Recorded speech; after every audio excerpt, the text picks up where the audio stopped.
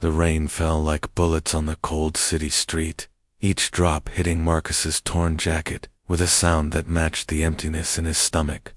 He sat against the brick wall outside Romano's, the fanciest restaurant in downtown, watching through the golden windows as people in expensive clothes laughed over plates of food that cost more than he had seen in months. His cardboard sign, now soggy and barely readable, said "Hungry anything helps" in letters he had written with a broken pencil 3 days ago.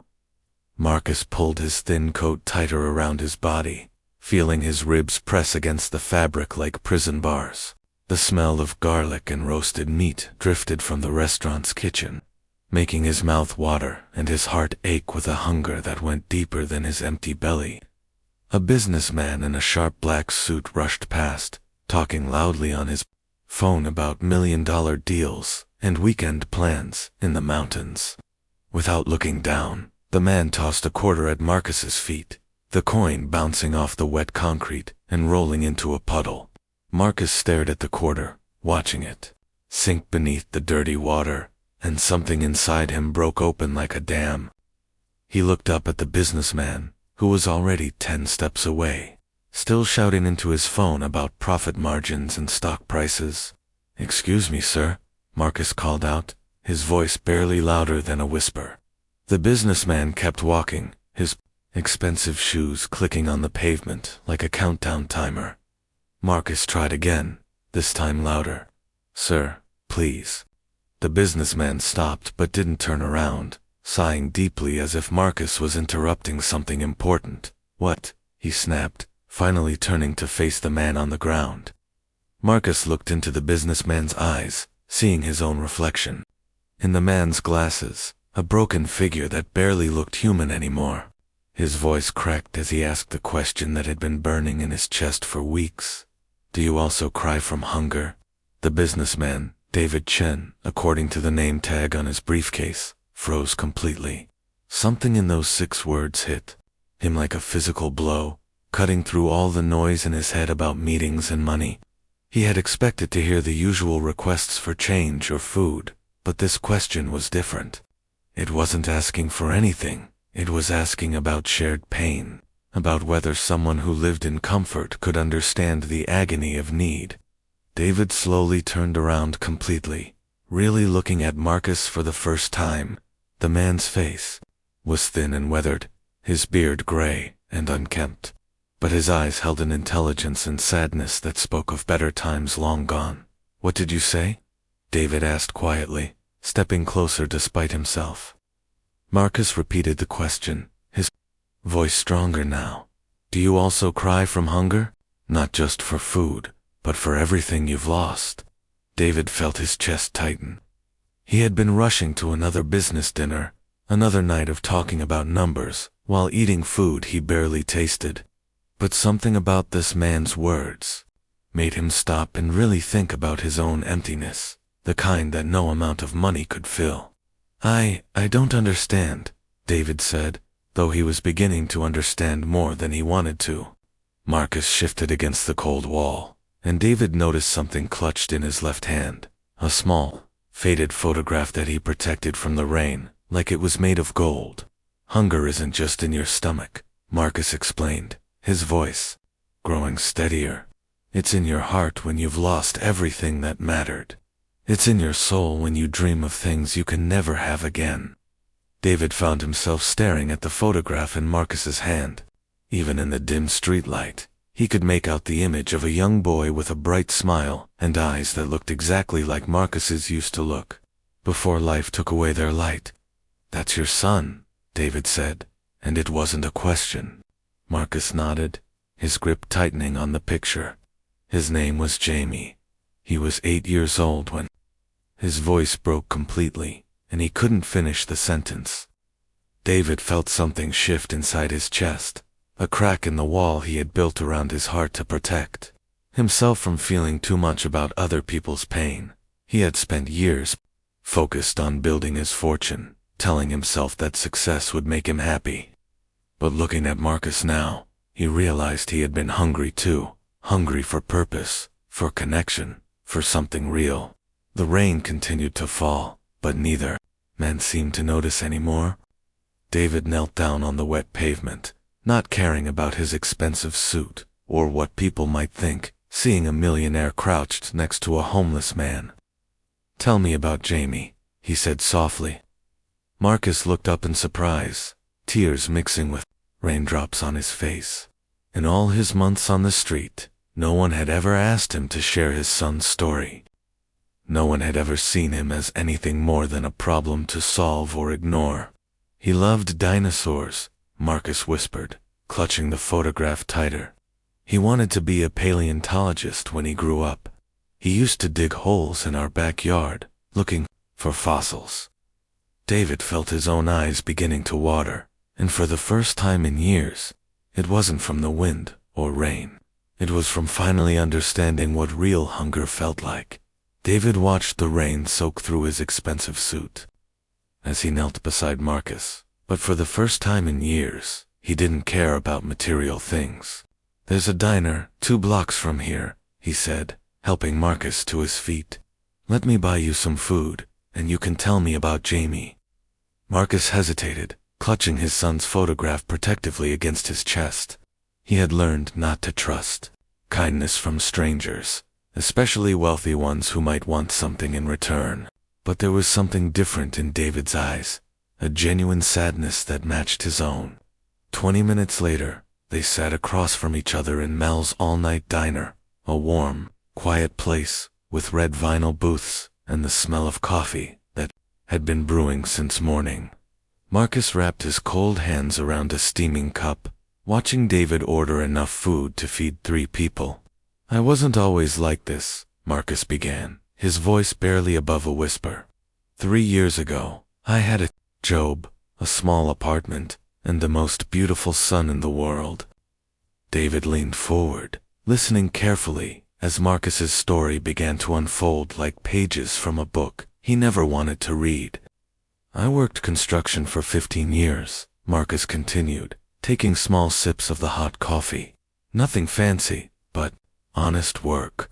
Jamie and I lived in a 2-bedroom place on Oak Street. His mother left when he was 2, said she couldn't handle being a mom, so it was just me and him against the world. The waitress brought plates of eggs, bacon, and toast, and Marcus stared at the food as if it might disappear. David gently pushed the plates closer to him. "Eat," he said simply, "and keep talking."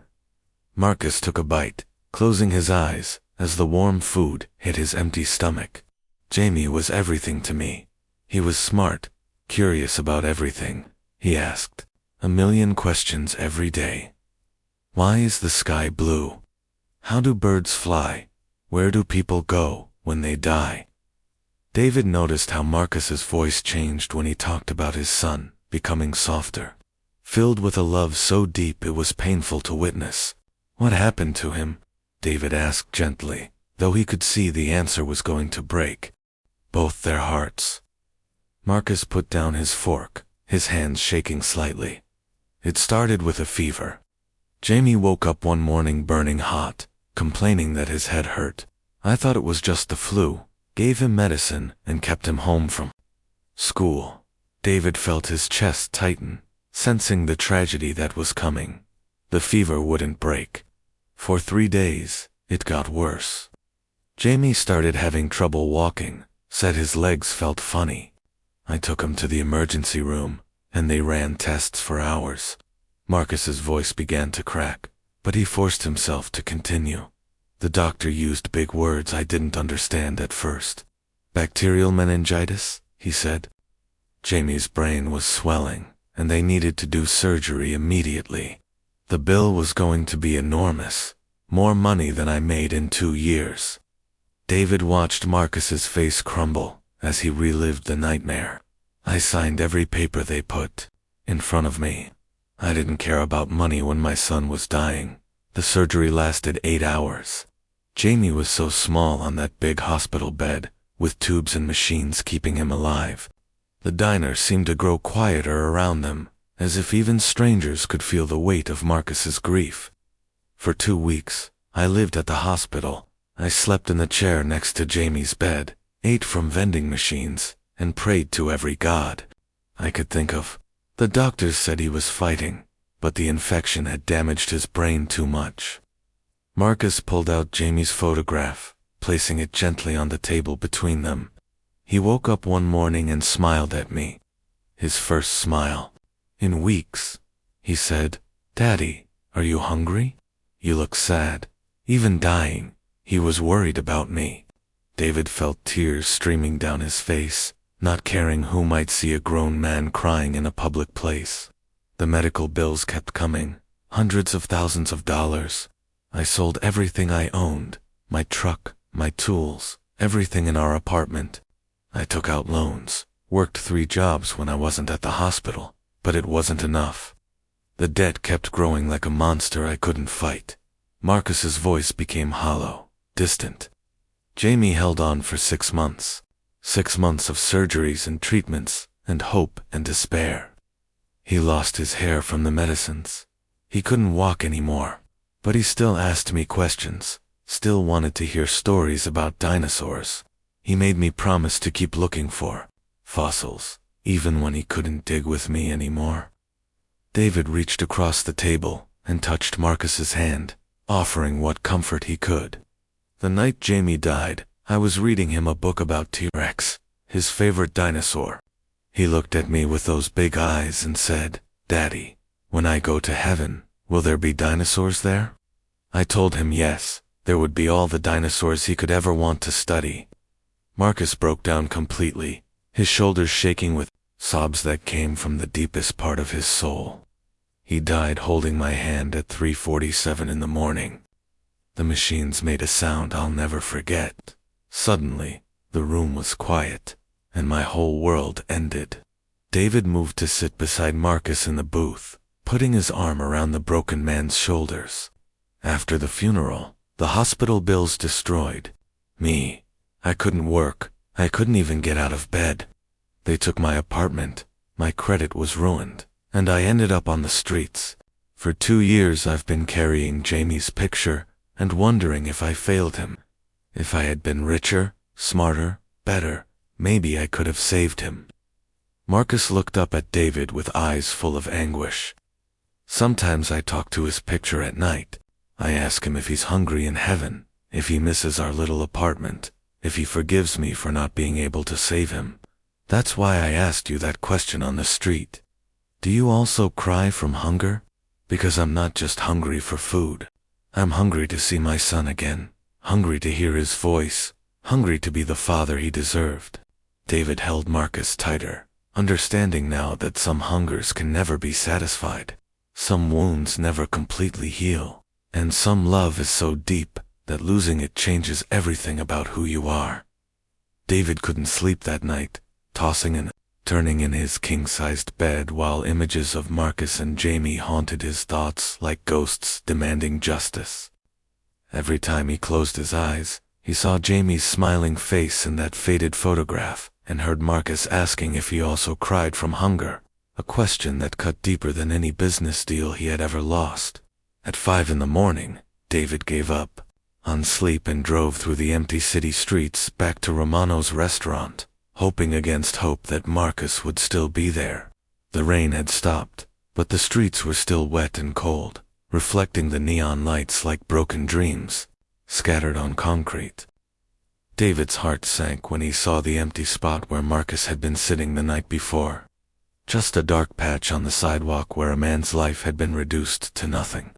But then he heard a soft coughing sound from the alley behind the restaurant, and there was Marcus, curled up behind a dumpster with newspaper covering his thin body, like a blanket made of yesterday's problems. David approached slowly, not wanting to scare him, and knelt down beside the sleeping man. "Marcus," he said gently, touching the man's shoulder. Marcus woke with a start, his eyes wild and frightened until he recognized David's face. "You came back," Marcus whispered, confusion and disbelief mixing in his voice like ingredients for a recipe he didn't understand. "I couldn't stop thinking about what you told me," David admitted, helping Marcus sit up against the brick wall. "About Jamie, about everything you've been through. I want to help you, but not with charity. I want to offer you something real." Marcus looked at David suspiciously, having learned that nothing good ever came for free, especially from people who wore suits that cost more than most people made in a month. "What kind of help?" he asked carefully, clutching Jamie's photograph in his pocket like a talisman against false hope. David took a deep breath, knowing his next words would sound crazy to his business partners, and probably to Marcus too. "I own a technology company called Chen Industries. We make software that helps hospitals manage patient care and billing. I've been successful, but lately I've realized something important. I built my company to make money, but I never built it to help people who really need it." Marcus listened quietly, not sure where this conversation was heading, but sensing something important was about to happen. "Last night, after hearing your story, I couldn't stop thinking about families like you and Jamie who get crushed by medical debt.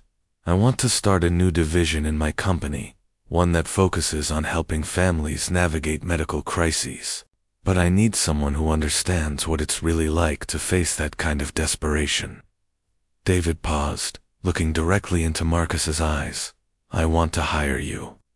Marcus almost laughed, thinking it was some kind of cruel joke. "Hire me?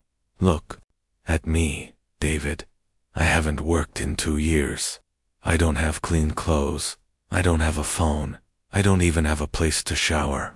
Your fancy business friends would run away screaming if they saw me walk into their office." But David shook his head firmly. "You have something none of my business friends have. You've lived through the nightmare that destroys families every day. You understand what it means to watch someone you love suffer while bureaucrats shuffle papers and send bills. That's worth more than any business degree." Marcus felt something stirring in his chest, a feeling he hadn't experienced since Jamie died, the dangerous sensation of hope trying to take root in soil that had been burned by grief. "What would I even do? I'm not smart like you. I don't know anything about computers or business." David smiled for the first time since they'd met.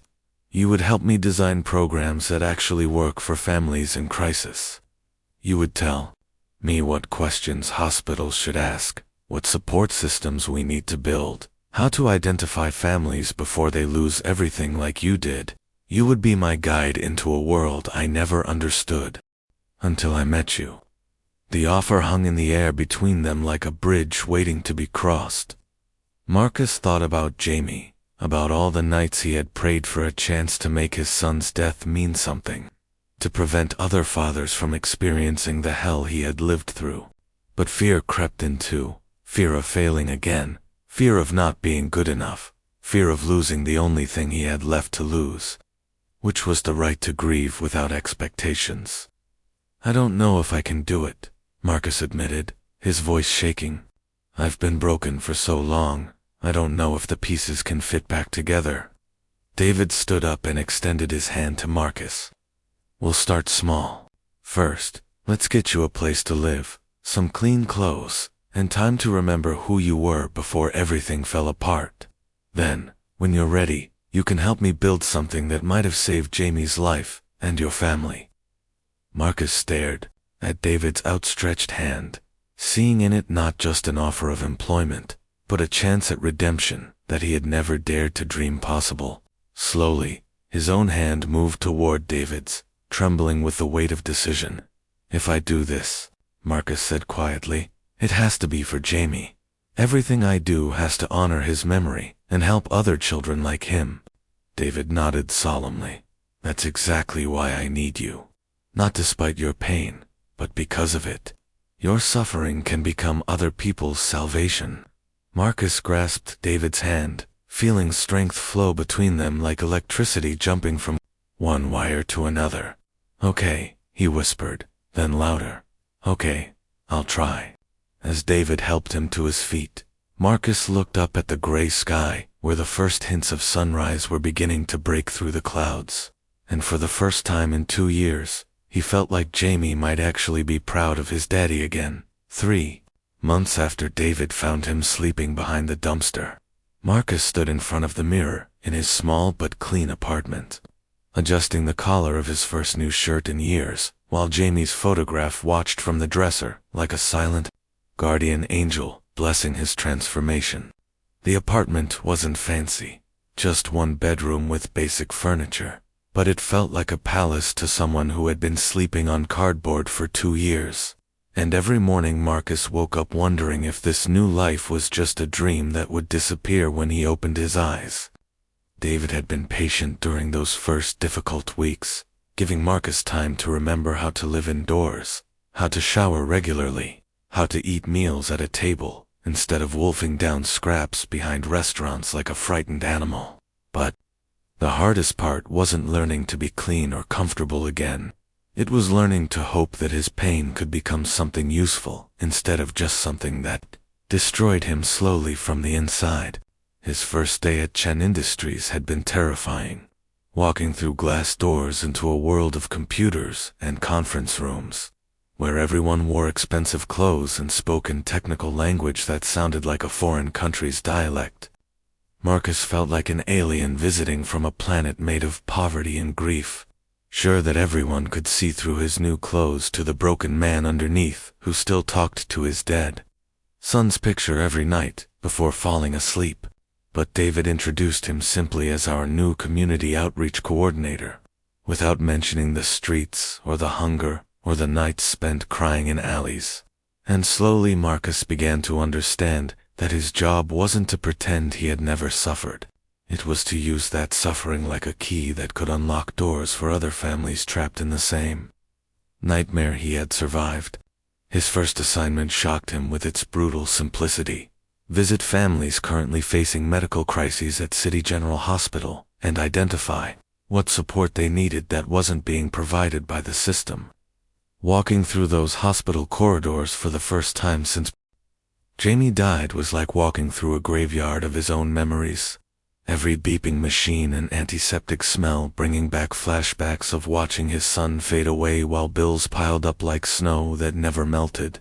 But something unexpected happened when Marcus met his first family, the Rodriguez, whose 6-year-old daughter, Maria, had been in a coma for 3 weeks after a car accident. When Marcus saw Rosa Rodriguez sitting in the same plastic chair he had occupied for months, wearing the same expression of desperate exhaustion he remembered seeing in mirrors, something inside him clicked into place, like a puzzle piece finding its perfect spot. "I know you don't want to talk to another social worker," Marcus said quietly, sitting down beside Rosa in the waiting room. "But I'm not here to give you pamphlets or tell you everything will be okay. I'm here because my son Jamie died in this hospital 3 years ago, and I know what it feels like to choose between paying rent and paying for medicine."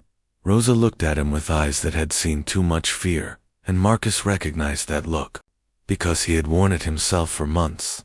"They keep bringing me forms to sign," she whispered, her voice cracking with strain. "Insurance forms, payment plans, financial assistance applications. I can't understand half of what they're asking, and I'm so scared I'll sign something wrong and lose our house." Marcus spent the next 4 hours helping Rosa navigate the paperwork maze, translating medical billing language into human words, connecting her with financial assistance programs that no one had bothered to mention, and most importantly, sitting with her when she cried, because sometimes the most valuable thing you can give someone is proof that their pain matters to another human being. When Maria woke up 2 days later, calling for her mama in a sweet, sleepy voice, Marcus felt something he hadn't experienced since Jamie's death, the joy of being part of saving a child instead of losing one.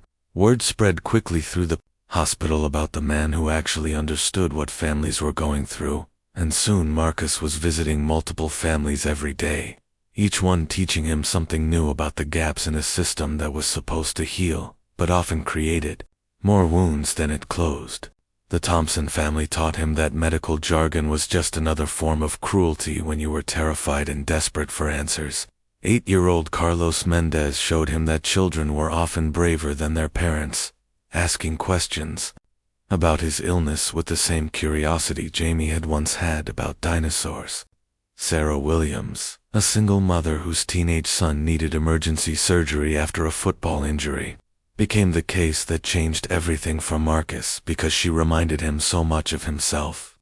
Determined to save her child, no matter the cost, but drowning in a system designed for people with money and connections she would never have. Marcus worked 18-hour days helping Sarah navigate insurance denials, find specialist doctors who would accept payment plans, and most crucially, connect her with other families who had faced similar battles and survived them intact. When Sarah's son made a full recovery and returned to school, she hugged Marcus with tears streaming down her face and said, "You saved us from losing everything. How can we ever repay you?" Marcus looked at her son, healthy and laughing with his friends, and felt Jamie's presence so strongly it was like his son was standing right beside him, whispering approval. "You don't repay it," Marcus told her gently. "You pass it forward to the next family who needs help." That night, Marcus sat in his apartment holding Jamie's photograph and spoke to his son for the first time in months, without crying. "I think I understand now, buddy," he whispered to the smiling face in the picture. "You didn't leave me so I could give up. You left me so I could help other daddies and mommies save their little boys and girls. This is what you would want me to do, isn't it?" The photograph seemed to glow in the lamplight, and Marcus could swear he felt Jamie's small hand touching his heart with approval that felt like sunshine breaking through clouds that had covered his soul for years. Exactly 1 year after, David found him sleeping behind a dumpster. Marcus stood at the podium of the grand ballroom in the Hilton Hotel, looking out at 500 of the city's most influential people who had paid $1,000 each to attend the first annual Jamie's Promise Gala. And for a moment, the lights and elegant decorations made him dizzy as he remembered the last time he had been in a room this fancy was when he was working construction and had to deliver materials to a wedding reception, where he wasn't allowed to use the main entrance. His hands trembled slightly as he adjusted the microphone, not from fear, but from the overwhelming reality that the broken man who used to beg for quarters outside Romano's restaurant was now the founder and director of an organization that had helped over 800 families avoid the medical debt nightmare that had destroyed his own life. The audience fell silent as Marcus began to speak, his voice steady and clear as he told them about a rainy night when a businessman stopped to listen to a question that changed both their lives forever. "A year ago, I asked a stranger if he also cried from hunger," Marcus said, his words carrying across the ballroom like seeds finding fertile ground. "I thought I was asking about food, but I was really asking about the deepest kind of starvation, the hunger for hope when everything you love has been taken away." In the front row, David Chen sat with tears already forming in his eyes, remembering that first night when Marcus's question had cracked open his comfortable world and forced him to see real suffering for the first time in his privileged life. Beside David sat Rosa Rodriguez, whose daughter Maria was now healthy and back in school, and Sarah Williams, whose son had returned to playing football and dreaming of college scholarships, instead of worrying about medical bills that could have destroyed his future. Marcus continued his speech, telling the audience about Jamie, without showing the photograph this time because he no longer needed to hide behind his grief. Instead, he carried his son's memory like a torch that lit the way for other families walking through their darkest hours. "My son Jamie died 3 years ago from bacterial meningitis, and the medical bills that tried to save his life ended up destroying mine," Marcus said, his voice growing stronger with each word. "For 2 years, I lived on the streets, talking to his picture every night and wondering if I had failed him as a father. But I learned something important from the families I've had the privilege to help. We don't honor our lost loved ones by giving up. We honor them by making sure their suffering leads to someone else's salvation." The audience was completely captivated, leaning forward in their seats as Marcus described the journey from despair to purpose, from sleeping in alleys to creating a foundation that had revolutionized how hospitals approached families in financial crisis. "Jamie's Promise has helped 812 families in the past year," Marcus announced, and the ballroom erupted in applause that seemed to go on forever, But more importantly, we've learned that the solution to medical debt isn't just charity. It's changing the system so that no parent has to choose between saving their child and saving their home. Marcus gestured to a large screen behind him, where a video began playing, showing testimonials from families who had been helped by Jamie's promise. Children who were alive and healthy, because Marcus had learned to transform his pain into action, instead of letting it consume him. The video showed Maria Rodriguez playing soccer again, Sarah Williams' son, graduating from high school, and dozens of other families whose stories might have ended in tragedy if Marcus hadn't been there to guide them through the maze of medical bureaucracy and financial assistance programs that existed but were hidden from the people who needed them most. When the video ended, Marcus invited Sarah Williams to join him on stage, and the single mother who had once been drowning in medical debt walked confidently to the podium wearing a beautiful dress and a smile that lit up the entire ballroom. "This man saved my family," Sarah said simply, her voice carrying the weight of absolute truth. "Not with money, but with understanding, with knowledge, and with the kind of love that comes from someone who has walked through hell and came back to help others find their way out." The audience gave them a standing ovation that lasted for several minutes. But Marcus barely heard it because he was thinking about Jamie and how proud his son would be to see what his daddy had built from the ashes of their tragedy. When the applause finally died down, Marcus stepped back to the microphone for his closing words. The most important speech of his transformed life. "I want to leave you with the same question I asked David Chen on that rainy night a year ago," Marcus said, his voice carrying the authority of someone who had earned the right to challenge comfortable people to feel uncomfortable truths. "Do you also cry from hunger? Not just for food, but for purpose, for connection, for the chance to make someone else's suffering a little lighter, because you were brave enough to see it and strong enough to act? Because that's where real change begins, not in boardrooms or government offices, but in the moment when one human being decides that another human being's pain matters as much as their own comfort." The ballroom was completely silent as words settled into the hearts and minds of 500 people who had never thought about hunger the way he described it. "Tonight, you've helped us raise over $2 million for Jamie's promise, which means we can help thousands more families next year," Marcus announced, and the audience erupted again in celebration. "But more than your money, I need your hearts. I need you to remember that behind every medical bill is a parent who loves their child as much as I loved Jamie, and that love shouldn't have to compete with bankruptcy." As the evening wound down and people began to leave, Marcus found himself standing alone on the stage for a moment, looking out at the empty ballroom and thinking about the journey that had brought him from the lowest point of his life to this moment of triumph and purpose. He pulled Jamie's photograph from his jacket pocket, looking at his son's smiling face one more time before whispering, "We did it, buddy. We turned our tears into hope for other families. I hope you're proud of your old dad."